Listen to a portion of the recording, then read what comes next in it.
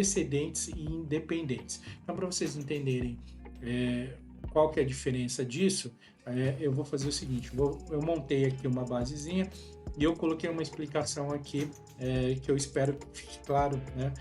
E que seja complementado pela explicação no exercício. Então, o que são precedentes, né? Então, no caso aqui do precedentes, vai ser o seguinte, quais são as células que a célula ativa, ou seja, a célula que a gente tiver clicada nela, depende para compor o resultado.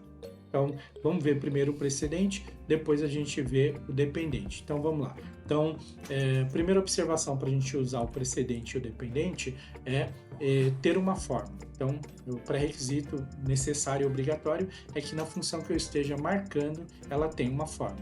Então, vamos lá. Então, eu vou clicar aqui, por exemplo, e aqui na minha, vocês podem perceber que aqui eu tenho uma fórmula aqui, e a gente vai fazer o precedente. Então, como eu falei, o precedente é quais são as células que a célula ativa, no caso aqui, 1, 3, 5, depende para compor o resultado, ou seja, de qual célula aqui, esta célula depende para fazer essa somatória. Então, no caso aqui, por exemplo, se a gente clicar no F2, eu sei que essa célula, por exemplo, são as células.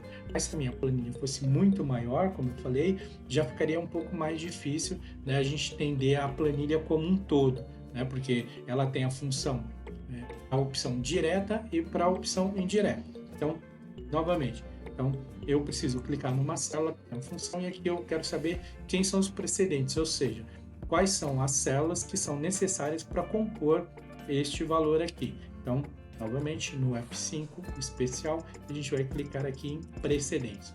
Quando eu clico em precedentes aqui, ele me abre duas opções aqui, somente diretos ou todos os níveis. E a gente vai entender na prática qual é a diferença. No caso aqui, eu vou clicar somente diretos e vou clicar em OK. Então, o que ele demonstrou? Que para compor este resultado, ele depende diretamente dessas funções, ok? No caso, novamente aqui, F5 especial, então a gente vai vir aqui em precedente novamente, só que agora a gente vai vir em todos os níveis. Clico em OK, ou seja, o que são todos os níveis? Uma sequência, então, essa função, essa célula depende dessa informação depende dessa informação e essa informação depende dessas informações. Então, por isso que ele marcou praticamente a planilha toda. Bom, agora a gente vai ver os dependentes. Então, no caso do dependente, a gente vai pegar o mesmo exemplo para ver como ele se comporta. Então, no caso do dependente, ele diz o seguinte: quem que depende da célula ativa, ou seja, dessa célula, para compor o valor. Então, na verdade, não vai aparecer nada. Por quê? Porque ninguém depende dessa célula, ou seja, essa célula depende das outras, mas ninguém depende dessa célula. Então, se a gente der o F5 especial e vir aqui em dependente e clicar aqui, ele vai dizer que nenhuma célula, ok? Nenhuma célula depende dessa informação.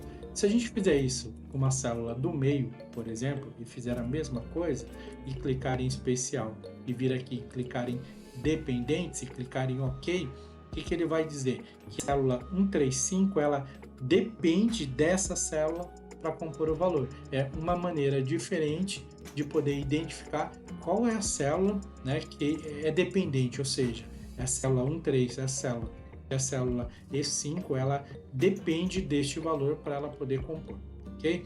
Now the world don't